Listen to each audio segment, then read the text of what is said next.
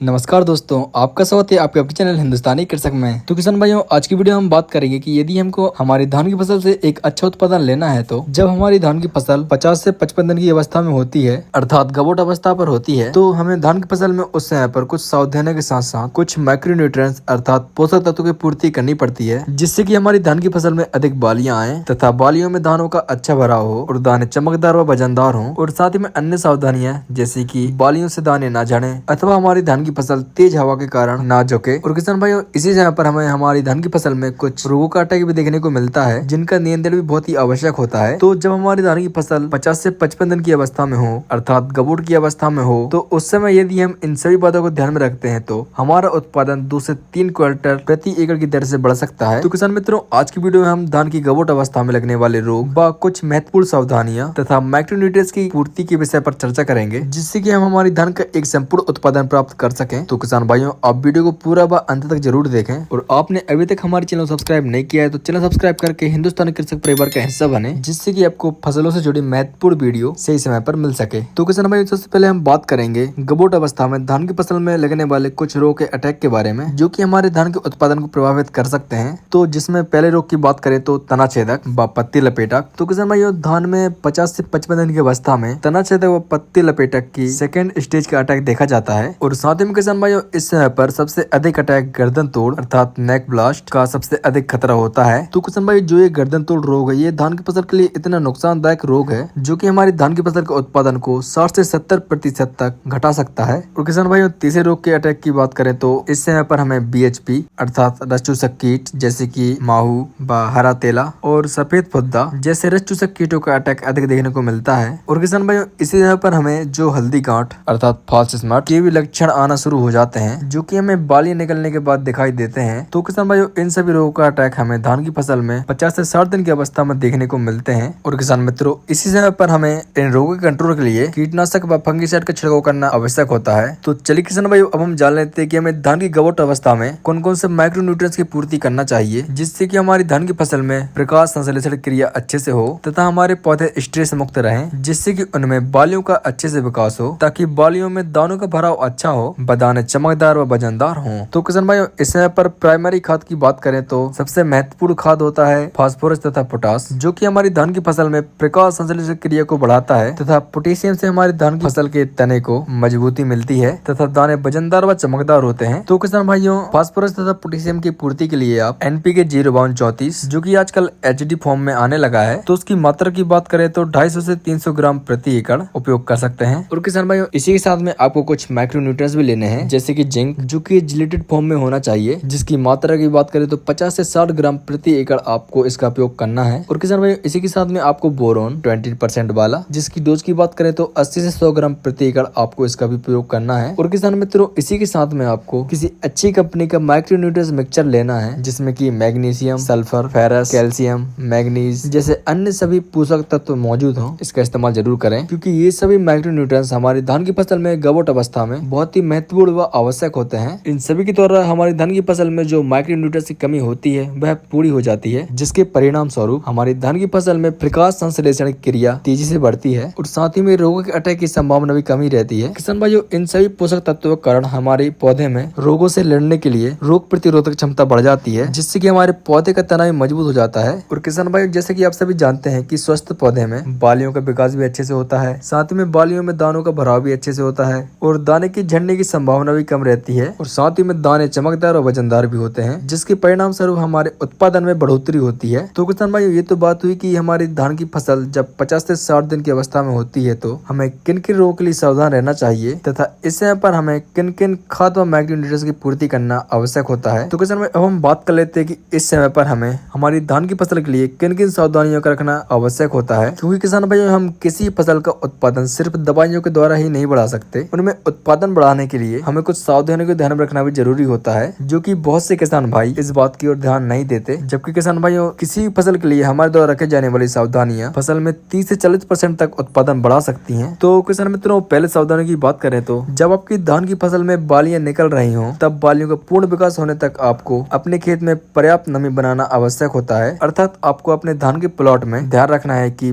पानी की कमी या सूखे की स्थिति उत्पन्न न हो। दूसरी सावधानी आपको यह रखना है कि इस समय पर धान की फसल में होने वाले रोगों की जानकारी जो दी गई है उसके हिसाब से आप प्रिवेंटिव इलाज के रूप में स्प्रे कर लें, रोग के अटैक का इंतजार न करें। और किसान मित्रों, दूसरी सावधानी की बात करें तो यदि आपकी धान की फसल ने पर्याप्त ग्रोथ कर ली है तो किसी प्रकार के नाइट्रोजन अर्थात यूरिया का प्रयोग न करें और इस समय पर पोटेशियम अर्थात पोटास का अधिक उपयोग करें, जिससे कि हमारी फसल तेज हवाओं के चलने पर गिरे नहीं। क्योंकि किसान भाई, यदि हमारी धान की फसल हवा के कारण गिर जाती है तो ऐसी स्थिति में हमारा उत्पादन 50 से 60% तक गिर जाता है। और किसान भाई, अगली सावधानी की बात करें तो इस समय पर हमारी धान की फसल की ग्रोथ अच्छी हो जाती है तो इस समय पर आपको सिस्टमेटिक व कॉन्टैक्ट दोनों प्रकार के फंगिसाइड व इंसेक्टिसाइड का उपयोग करना है, जिससे कि जो दवाइयों को हम उपयोग कर रहे हैं वह हमारे धान के संपूर्ण पौधे में नीचे से ऊपर तक अच्छे से फैल सके। तो किसान भाई, पांचवी सावधानी की बात करें तो आपको इस समय पर धान की फसल में स्प्रे करते समय पानी की मात्रा 200 से लेकर 225 लीटर प्रति एकड़ के हिसाब से रखनी है, जिससे कि संपूर्ण खेत में